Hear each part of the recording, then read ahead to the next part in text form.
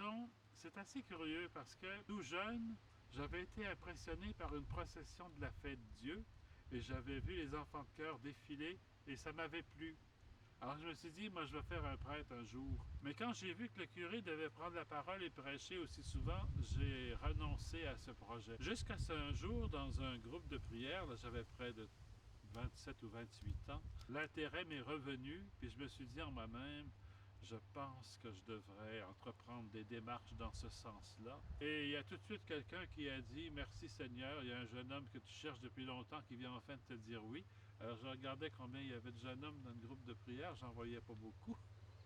Alors j'ai pris ça un peu pour moi, mais c'est pas ce qui m'a décidé parce que j'ai quand même hésité quelque temps encore. Et disons, c'est un peu un appel mystérieux, le désir de devenir prêtre sans trop savoir qu'est-ce qu'on va faire avec ça et si on a les capacités ou les talents pour vivre. Alors je suis allé me présenter, j'ai écrit une lettre à l'évêque, il m'a invité à aller le rencontrer.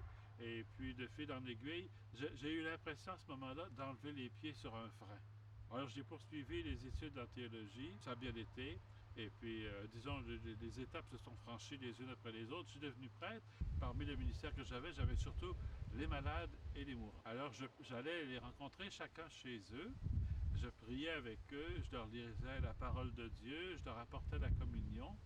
Et j'ai vu beaucoup de transformations s'opérer chez ces gens-là, ce qui m'a fait croire ou découvrir ou percevoir la puissance de la parole de Dieu et de la prière et des sacrements, si on veut, enfin, globalement. Ça m'a conduit à me poser la question, quel est l'essentiel du ministère? Il y a beaucoup de tâches et d'activités, elles ne sont pas toutes d'ordre spirituel, mais je me suis quand même demandé, posé la question, quel est l'essentiel de ce qu'il y a dans tout le ministère, de ce qu'il y a à vivre?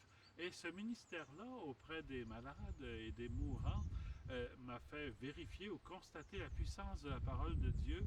Et je me suis dit, il faudrait que je vive quelque chose qui dise silencieusement que Dieu existe.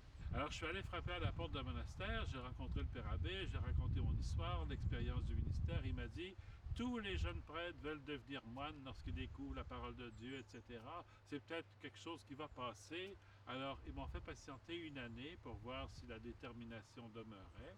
Au bout d'une année, je suis entré au monastère et je suis entré dans le mouvement facilement, comme si j'avais toujours vécu là.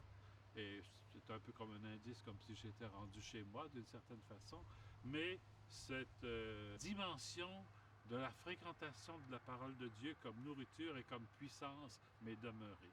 Ce qui fait que j'y ai pris goût, autant pour la proclamer dans la prédication que de la goûter dans la prière. Et chaque jour, je lis plusieurs pages de la Bible que je connais par cœur, mais je la lis pour le plaisir de la lire.